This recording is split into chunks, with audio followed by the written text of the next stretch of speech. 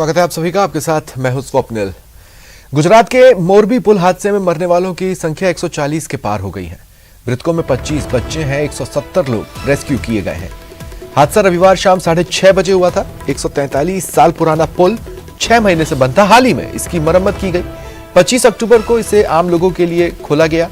रविवार होने की वजह से भीड़ ज्यादा थी। हादसे की यही वजह भी बताई जा रही है। जिला प्रशासन ने हेल्पलाइन नंबर 02822243300 जारी किया है।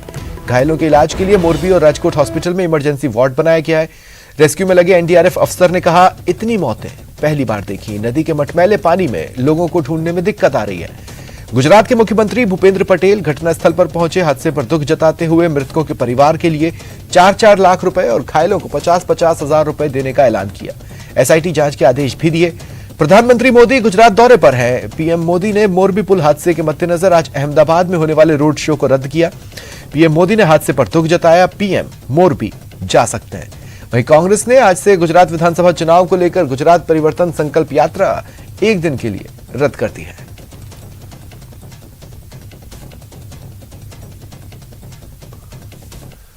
और हादसे का फुटेज सामने आया है। इसमें पर्यटकों को पुल पर मौज मस्ती करते, सेल्फी लेते देखा जा सकता है, लेकिन अगले ही पल ब्रिज गिर गया। लोग नदी में समाते गए। गुजरात के मोरबी में हुए हादसे में 140 से ज्यादा लोगों की मौत हो चुकी है। राहत और बचाव कार्य जारी है। वहीं रखरखाव करने वाली एजेंसी के खिलाफ 304, 308 और 114 के तहत क्रिमिनल केस दर्ज हुआ है। जांच शुरू कर दी गई है। गैर इरादतन हत्या, लापरवाही का अपराध दर्ज किया गया है।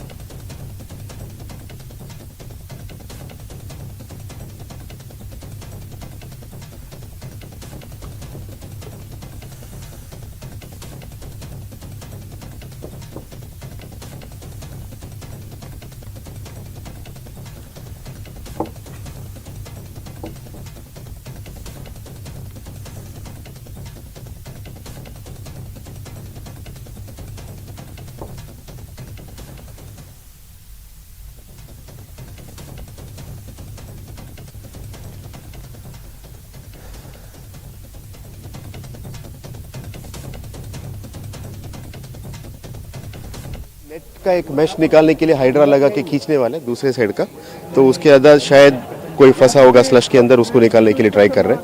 और रेस्क्यू बोट्स अभी मूव हो रही है। हमारे एसडीआरएफ की 2 टीम आई है। एनडीआरएफ की 1 टीम हमारे और 1 बड़ौदा से आई है। आर्मी नेवी एयरफोर्स की टीम्स भी आई है और फायर एंड रेस्क्यू महानगर पालिका राजकोट रूरल का 7 नगर पालिका, फिर मोरबी और जामनगर के भी टीम्स आई हुई है। 6 के 6:30 की बज में पुल टूटा, एक भाग ही टूटा है। तो मैं तो चाहिए कि उधर गुजरी भराती है, उधर में गया तो मेरे हाथ में थर्मोस भी गिर गया। आधे लोग ऐसे टिंग गए थे, फिर जैसे स्लिप हो गया था। फिर मैंने सबको 6:30 बजे किसी ने फोन किया, सब वास्ट की।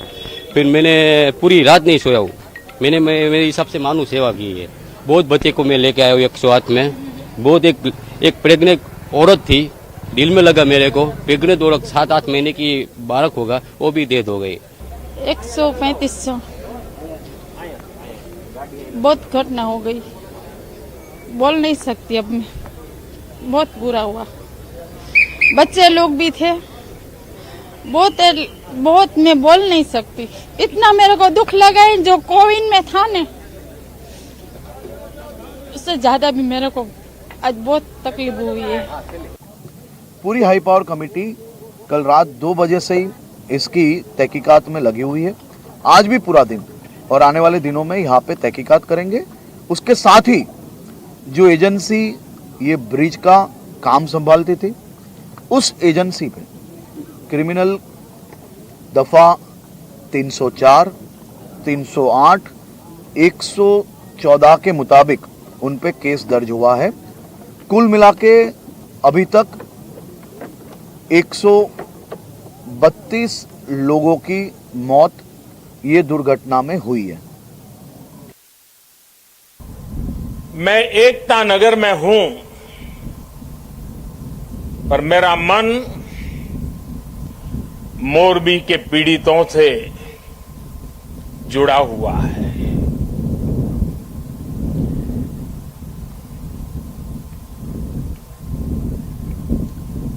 शायद ही जीवन में बहुत कम ऐसी पीड़ा मैंने अनुभव की होगी। एक तरफ दर्द से भरा पीड़ित दिल है और दूसरी तरफ कर्म और कर्तव्य का पथ है। इस कर्तव्य पथ की जिम्मेवारी को लेते हुए मैं आपके बीच में हूं, लेकिन करुणा से भरा मन उन पीड़ित परिवारों के बीच में है। हादसे में जिन लोगों को अपना जीवन गंवाना पड़ा है, मैं उनके परिवारों के प्रति अपनी संवेदना व्यक्त करता हूं। गुजरात मोरबी हादसे में घायल लोगों से अस्पताल में मिलने के लिए मुख्यमंत्री अशोक गहलोत पहुंचे। मरीजों से मुलाकात की, डॉक्टर से बातचीत की, मरीजों का हालचाल जाना, वहां उन्हें मिल रहे ट्रीटमेंट के बारे में, लोगों की स्थिति के बारे में डॉक्टर से भी उन्होंने बातचीत की। उस वक्त की तस्वीरें हैं जब मुख्यमंत्री अशोक गहलोत अस्पताल पहुंचे। मोरबी हादसे पर सीएम गहलोत ने कहा कि यह बहुत दुखद घटना है। किस कारण से यह पुल नीचे गिरा, इस पर सरकार को निष्पक्ष जांच के आदेश देने चाहिए और दोषियों को सजा मिलनी चाहिए। घायलों को बेहतर इलाज उपलब्ध करवाया जाए। बहुत ही दुखद घटना है। मैं समझता हूँ स्टेट गवर्नमेंट को चाहिए इमीडिएटली इंक्वायरी बिठवा इसकी, किन परिस्थितियों में। अभी ये मैंने सुना नया इसकी रिनोवेशन हुआ था पुल का, और क्या कारण है कि अचानक ये गिर गया, इतनी बड़ा हादसा हो गया। तो सरकार को चाहिए कि इमीडिएटली गौर न करे, निष्पक्ष जांच हो, दोषियों को सजा मिले। अभी तो मैं आज मैं यही कह सकता हूँ। सर मृतकों को कोई मुआवजा, छठ पूजा पर्व था, गवर्नमेंट ड्यूटी है मुआवजा दे, क्या करे, राहत पहुंचाए। पर अभी तो जो घायल हुए हैं उनकी पहले परवाह करे, और जो मृतक है उनके परिवार वालों को जाके मिले, बातचीत करे, उनको हौसला अफजाई करे। भी क्या मतलब उनके लिए सरकार कर सकती है, वो बात की बात है। अभी तो घटना हुई है। आपके भी कार्यकर्ता वहाँ हम लोगों ने देखा, वहाँ काम कर रहे वो तमाम लोग गए हुए हैं, कार्यकर्ता गए हैं, वो तो सब जाएंगे। पर दुखद घटना बहुत बड़ी है। उनके परिवार वालों को दिलासा दिलाने का काम पहला करना चाहिए। जो घायल है उनकी पहले इलाज कैसे संभव हो, क्योंकि अभी घायल गए होंगे अस्पताल के अंदर, तो पहला काम है कि मैं समझता हूँ कि जो कुछ भी घटना हुई तो हकीकत वो जानते जो ऑन द स्पॉट थे। मैं अभी जहां पर हूं, ये जो गली आप देख रहे हैं, ये जो एरिया देख रहे हैं, अभी सुनसान हो गया है, क्योंकि इसी गली के 2 बच्चे थे, 2 युवा जो लड़के थे, उन्होंने अपनी जान गंवा दी है। और ऐसी एक फैमिली से मैं आपको मिलवाने जा रही हूं। हालांकि माहौल पूरा गमगीन है, ऐसे माहौल में हम ज्यादा कुछ बात नहीं कर पा सकते हैं, लेकिन फिर भी मैं आपको उस फैमिली से मिलवाने जा रही हूं, क्योंकि ये ऐसी फैमिली है जहां पर 6 महीने पहले ही वो युवा लड़के कुलदीप, जिनका नाम कुलदीप है, उनकी शादी हुई थी। उनकी वाइफ आप देख रहे हैं कि उनकी वाइफ है, पूरी फैमिली यहाँ पर बैठी हुई है। उनकी मदर भी है, जिनके साथ हमने कुछ देर पहले ही बात की थी, और उनका ये कहना है कि कल मेरा बेटा मेरे से चाय और पकोड़े खा के गया था। जी हाँ, क्योंकि उनको चाय और पकोड़े बहुत पसंद थे, तो जाते वक्त मेरे हाथ से वो चाय और पकोड़े खा के गया। उनकी जो मदर हैं, उनकी हालत उतनी अच्छी नहीं है, तो कल कुलदीप उनसे बोल के भी गया कि चलो मैं अस्पताल ले जाता हूँ, हॉस्पिटल ले जाता हूँ। उनकी हेल्थ के इश्यूज हैं, और सबसे बड़ी बात यहाँ पर ये भी है कि इनकी उम्र भी बहुत छोटी है।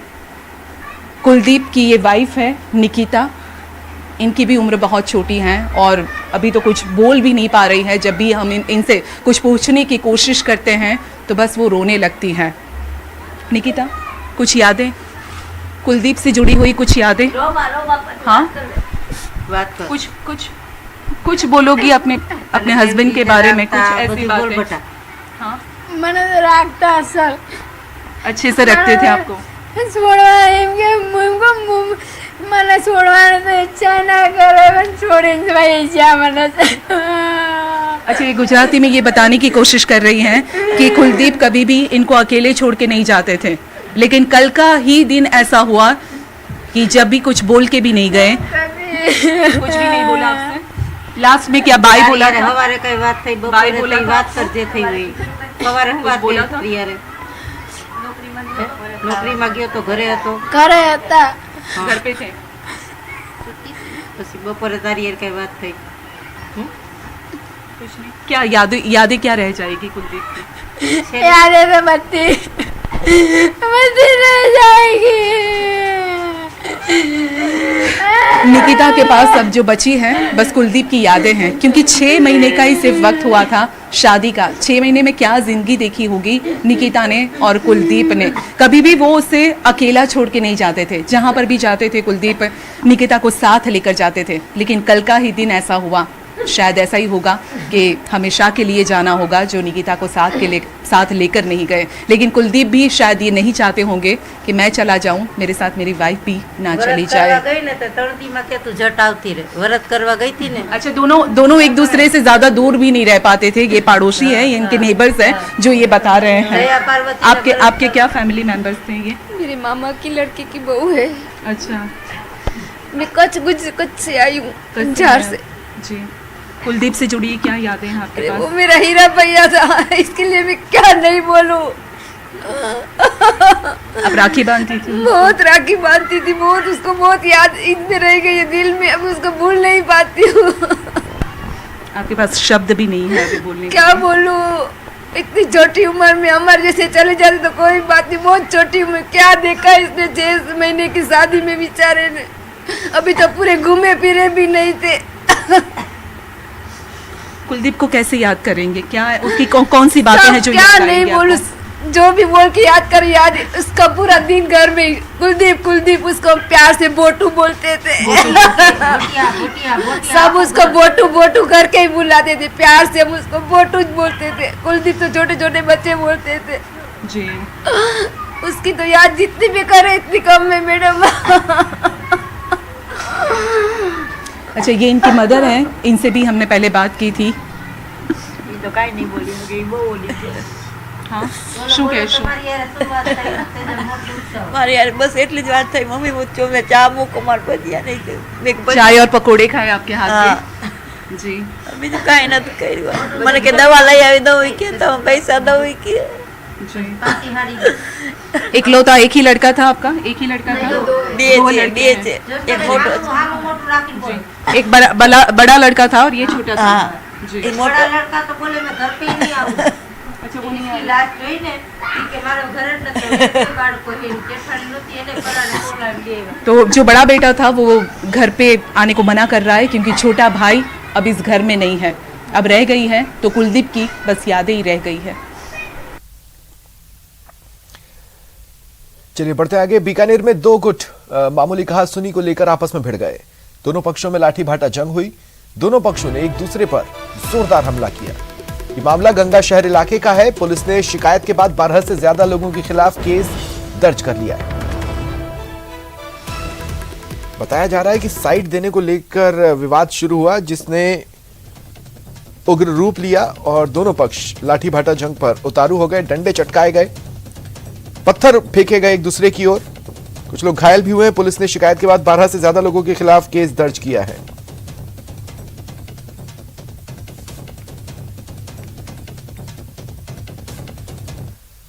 बीकानेर के श्री डूंगरगढ़ नगर पालिका के चैम्बर में दबंगों ने हंगामा किया। पालिका के अधिशासी अधिकारी भवानी शंकर व्यास को दबंगों ने चैम्बर में पीटा। स्थानीय विधायक के नजदीकी लोगों और कुछ भूमाफियाओं पर पीटने का आरोप लगाया गया है।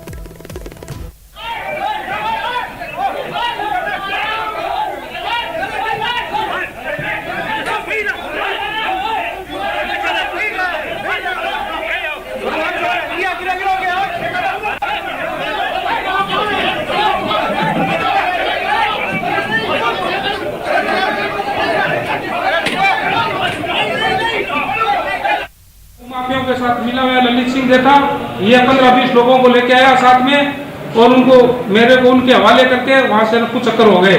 अब वापस आए हैं। ये किन अधिकारों से इन्होंने ताला तोड़ा, यहाँ की ऑफिस की 50 फाइलें इन्होंने। आपके साथ कार्यालय में मारपीट हुई है अभी? हाँ, मेरे साथ मारपीट हुई है। कितने लोग? और मेरे पास पिछले सुबह से मेरे पास ये मुझे सूचना थी कि आपके साथ ऐसा हो सके। मैंने 5 बार थाने में फोन किया है और तौफीक नाम का भूमाफिया जिनके मोबाइल के आप ट्रेस करा लो, लगातार इनकी संपर्क में है ये उनके, तो फिर यहाँ पर लगातार फोन कर रहा है। मुंबई के धारावी में बस में लगी आग, सड़क के किनारे खड़ी बस में आग लग गई। बस में आग लगने की वजह से धारावी में ट्रैफिक जाम हुआ। देखिए मुंबई का धारावी इलाका, वहां पर आप देखेंगे सड़क के किनारे पर एक बस खड़ी हुई है जिसमें से आग की लपटें निकल रही है। इस घटना की वजह से लोग सहम गए, ट्रैफिक रुक सा गया, ट्रैफिक जाम हो गया। धारावी जिस तरह का मुंबई में इलाका है, वहां पर हल्की सी भी कोई ऊंच नीच ट्रैफिक पर लोड बढ़ा देती है, पर यहां तो पूरी बस जल उठी थी। ऐसे में ट्रैफिक जाम बड़ा विकट था। झुंझुनू के बीडी के अस्पताल में देर रात उस समय अफरा तफरी मची जब अस्पताल में खड़ी कार में आग लग गई। नगर परिषद की दमकल पहुंची, आग पर काबू पाया। रात करीब 3 बजे जितेंद्र कुमार अपनी गाड़ी से मरीज को दिखाने बीडी के अस्पताल आए, अंदर गए, इतने में ही बाहर कार में आग लग गई। देखते ही देखते कार आग का गोला बन गई। दमकल मौके पर पहुंची और आग पर काबू पाया। और उदयपुर से आगजनी का मामला सामने आया है। हत्या के आरोपियों के घरों में मृतक के परिजनों ने आग लगा दी। करीब 3 घरों को आग के हवाले कर दिया। बाघपुरा थाना क्षेत्र के मादड़ी में एक युवक की हत्या हुई थी। हत्या का आरोप जिन लोगों पर लग रहा है, मृतक के परिवार वाले उनके घरों में पहुंचे और उन घरों को आग के हवाले कर दिया।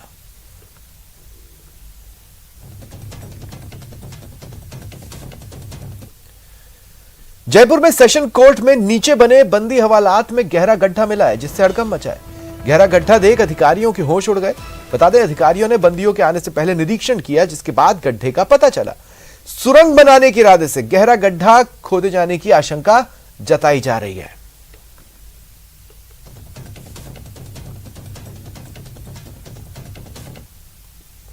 जयपुर के सेशन कोर्ट में एक बड़ी वारदात सामने आई, जहां पर अस्थायी जेल में रहने वाले बंदियों ने ही करीब 4 से 5 फुट की जो है सुरंग खोदी है यहाँ पर। और आज सुबह जब वकील यहाँ पर अपने प्रैक्टिस करने के लिए आए, तब इस हवालात के भीतर से और एक सुरंग खोदने का मामला सामने आया। और आप देख सकते हैं मेरे पीछे की तरफ जो दीवार है, इसी दीवार में नीचे की तरफ जाकर के ये जो दीवार है, यहाँ पे अस्थायी जेल है और यहीं पर अंदर रहने वाले बंदियों ने पिछले कुछ दिनों के अंदर यहाँ से 4 से 5 फुट की एक सुरंग खोदने का प्रयास किया। और यहाँ से संभावना है कि वो संभवतः निकलना चाहते थे। कुछ कोर्ट के पदाधिकारी हमारे साथ मौजूद है, पुलिस यहाँ पर मौजूद है। हम बात भी करेंगे और जानेंगे कि किस तरह की घटना सामने आई। सर, क्या मामला है पूरा? ये हमारी जो बार एसोसिएशन है, पूरे एशिया की सबसे बड़ी बार एसोसिएशन संस्था है वकीलों की, और ये भी पूरे भारत का सबसे बड़ा कोर्ट है। इस कोर्ट में करीब 150 से ज़्यादा कोर्टें हैं, इतने ही अधिकारी हैं। और ये हमारी अस्थायी जेल है, जहाँ पे पुलिस की एक गाड़ी कैदियों को लेके आती है और एक पुलिस की गाड़ी आती है और जाकर के यहाँ अस्थायी तौर पर रखते हैं। फिर यहाँ से जैसे जैसे नंबर आता है वैसे वैसे कोर्टों में जाते हैं। आज सुबह जब जाकर यहाँ पे सुबह देखा तो यहाँ पे करीब 4 फुट का अंदर सुरंग बनी हुई थी। शायद यहाँ पे नॉर्मल अपराधी भी आते हैं, हार्डकोर अपराधी भी आते हैं। और ये किस तरह से ये सुरंग बनाई गई है, सुबह जब देखा इसको तो देखने के बाद सब लोग अचंभित रह गए। और देखने के बाद में जो हमारा जो कोर्ट का प्रशासन है और जो कोर्ट के जो अधिकारी हैं वो आए, वो जाके देखा। देखने के बाद में इसको बंद किया। और मेरे को प्रथम दृष्टया देखने से मेरे को लगता है कि शायद कोई बड़े अपराधी को छुड़ाने का ही ये कोई प्रोग्राम था। मेरा नाम महेंद्र गहलोत है। मैं अभी बार एसोसिएशन जयपुर में कोषाध्यक्ष हूँ। देखिए, ये जो मैं आपको दिखा रहा हूँ, ये दीवार है जहाँ पे अंदर की तरफ अस्थायी जेल है और यहीं पर नीचे की तरफ जो ये जो गड्ढा मैं आपको दिखा रहा हूँ, करीब 4 से 5 फुट का ये गड्ढा है, जहाँ पर अंदर रहने वाले बंदियों ने उन्होंने अपने सुराख के साथ, नकब के साथ में और जेल में सुरंग खोदने का यहाँ से प्रयास किया है। शायद संभवतः खुद भागने का या फिर अपने साथियों को भगाने का यहाँ पर प्रयास किया। लेकिन अब जो है पुलिस पूरे मामले की जांच कर रही है। लेकिन देखना ये होगा कि औजार जो है बंदियों के पास कैसे आए। विष्णु शर्मा, न्यूज 18 राजस्थान, जयपुर। और उदयपुर से बड़ी खबर है, यहां पटाखा गोदाम में आग लग गई। 3 दमकल मौके पर पहुंची। प्रतापनगर इस इलाके में ये गोदाम है, पटाखे का गोदाम। आग कैसे लगी इसके कारण फिलहाल सामने नहीं आए, लेकिन समझा जा सकता है चूंकि पटाखे हैं, एक भी चिंगारी वहां पर कहर ढा सकती थी। हुआ भी ठीक वैसा ही, पटाखा गोदाम में आग लग गई। पटाखे फूटने की आवाज से इलाका थर्रा उठा। ज्यादा जानकारी के लिए बात करेंगे सहयोगी कपिल से। कपिल, क्या जानकारी है? देखिए, प्रतापनगर थाना इलाके में ये पटाखे का गोदाम बना हुआ था और इसके ठीक पास में एक रेन बसेरा भी बना हुआ था जहाँ पे काफी सारा सामान रखा हुआ था। तो अचानक से आग लगी। प्राथमिक जानकारी के अनुसार शॉर्ट सर्किट से आग लगने की बात सामने आ रही है। जैसे ही आग की लपटें उठने लगी, आसपास के इलाके में अफरा तफरी का माहौल हो गया और दमकल को इसकी सूचना दी गई। 3 दमकल मौके पर पहुंची थी। अब लगभग आग को पूरी तरह से काबू में पा लिया है। सिर्फ एहतियातन अभी भी पानी का छिड़काव किया जा रहा है, लेकिन आग अब कंट्रोल में है। फायर ब्रिगेड की टीम जो है वो मौके पर डटी हुई है। तो वहीं प्रतापनगर थाना पुलिस भी मौके पर पहुंची है। जो लोग आसपास के वहां पर जमा हो गए थे, उन्हें इस घटना स्थल से दूर रखने की कोशिश की जा रही है। लेकिन कपिल, जिस तरह का ये पटाखे का गोदाम है, नियम है वहां पर फायर फाइटिंग इक्विपमेंट्स खुद के भी होने चाहिए। क्या इसकी व्यवस्था थी वहां पर? इनिशियल स्टेज पर ही आग पर काबू क्यों नहीं पाया जा सका? देखिए, अभी इस बारे में पूरी जानकारी नहीं मिली है कि किस तरह की लापरवाही इन लोगों द्वारा इसमें बरती गई है। हालांकि सबसे पहली प्राथमिकता आग पर काबू पाना था, तो ऐसे में अब आग को कंट्रोल में किया गया। अब पुलिस की जो इन्वेस्टिगेशन है वो आगे चलेगी। दमकल विभाग की जो जांच है वो शुरू की जाएगी और उसके बाद में पूरी स्थिति और स्पष्ट हो पाएगी। चलिए, शुक्रिया तमाम जानकारी के लिए।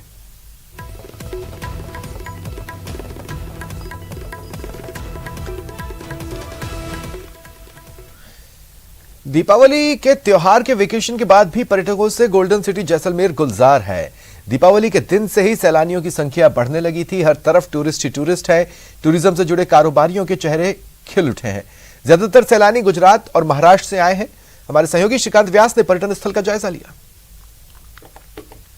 कला, संस्कृति और धरोहरों की धरती जैसलमेर, जिसे अब निहारने पर्यटक पहुंच रहे हैं और पर्यटकों से स्वर्ण नगरी का सोनार किला लबरेज नजर आ रहा है। मैं तस्वीरें दिखाना चाहूंगा किस तरह से पर्यटकों की भीड़ जो है वो देखने को मिल रही है। चारों ओर पर्यटक ही पर्यटक है और खुशी का माहौल है क्योंकि 2 साल बाद पर्यटक पहुंचे हैं। पर्यटन व्यवसाय भी खुश है। Very beautiful city. कोरोना के बाद निकले घरों से, क्या कुछ देखने को मिला, कैसा लगा? बढ़िया फीलिंग आ रही है। 2 सालों के बाद इतनी भीड़ भाड़ पर इतना अच्छा लग रहा है। It's very good. अच्छा। क्या क्या देखा आपने? डेजर्ट देखा, हम देखा, और क्या देखा? Camera and view of the Jaisalmer, मिट्टी की खुशबू और the Bharatmala project which Narendra Modi ji ने जो अच्छा काम किया है। पूरा स्टेट में, मतलब डिस्ट्रिक्ट में पूरा कहीं भी घूमो इजीली, आप फ्रिक्वेंटली और बहुत कन्वीनियंटली घूम सकते हो। बहुत अच्छा लगा। क्या क्या देखा आपने? बहुत कुछ। टॉप देखा, मंदिर देखा, जैन मंदिर, बहुत कुछ देखा है। और क्या क्या बयां करें, शब्दों में बयां करना मुश्किल है। जैसलमेर बड़ा खूबसूरत है। भैया, क्या क्या देखा आपने? इधर पूरा मंदिर देखा, फिर वो टोप देखा, फिर पूरा जैन मंदिर देखा, और राजा का वो राजगुरु का वो देखा, निवास स्थान जहाँ और अच्छा है। राजस्थान अच्छा है यहाँ पे। मैम, क्या कुछ देखा है और परिवार के साथ निकले, कितनी खुशी है? अच्छा है, बहुत अच्छा है, बढ़िया है, अच्छा बनाया हुआ है, व्यू अच्छा है। राजा को बधाई दी जा रही है। कहीं ना कहीं यहाँ की ऐतिहासिक हवेलियां, छतरियां, नकाशी, यहाँ के राजमहल और पौराणिक और प्राचीन कला को जो है हर कोई निहार रहा है। पूरा जैसलमेर पर्यटकों से लबरेज है और सबसे बड़ी बात यह है कि ट्रैफिक जाम है, फिर भी खुशियां जो है वो बांटी जा रही है क्योंकि पर्यटकों के चेहरों के साथ साथ पर्यटन व्यवसायियों के चेहरों पर अब खुशी देखने को मिल रही है। श्रीकांत व्यास, न्यूज 18, सोनार किला, जैसलमेर। और एक बड़ी खबर मिल रही है बीकानेर के नोखा से। क्षेत्र में चोरों के हौसले बुलंद हैं। फौजी कॉलोनी में चोरों ने चोरी की है। ज्वेलर्स के शोरूम पर चोर चोरी करने पहुंचे थे। सीसीटीवी में पूरी वारदात कैद हुई है। शोरूम में 15 लाख से ज्यादा के जेवरात रखे थे। ज्यादा जानकारी के लिए बात करेंगे सहयोगी विक्रम जागरवाल से। विक्रम, क्या जानकारी है? ये देखिए, ये जो घटना है वो फौजी कॉलोनी की है और नोखा थाना क्षेत्र की है। और इसमें अच्छी बात ये रही कि जो चोर हैं वो यहाँ चोरी करने के उद्देश्य से आए थे, लेकिन चोरी के काफी देर तक इन्होंने प्रयास किए, लेकिन जो क्योंकि देर रात को इन्होंने ये पूरा घटनाक्रम किया और अल सुबह जो तक ये प्रयास करते रहे, लेकिन जैसे ही लोगों का उठने का समय हुआ और कुछ लोगों की जाग हुई तो फिर ये अपने मंसूबों में कामयाब नहीं हुए और ये यहाँ से गाड़ी में सवार होकर चले गए। ये जो सुबह जब मालिक ने शोरूम को देखा तो जो शटर के पास भी तोड़ने के प्रयास किए गए थे और नीचे भी तोड़ने के प्रयास किए गए थे और उसके बाद में जो है पुलिस को इसकी सूचना दी गई और एसएचओ जो है ईश्वर प्रसाद वो भी मौके पर पहुंचे और उन्होंने मौका मुआयना किया है और इसके साथ ही पूरे जिले भर में जो शुक्रिया तमाम जानकारी के लिए। फिलहाल इतना ही, नमस्कार।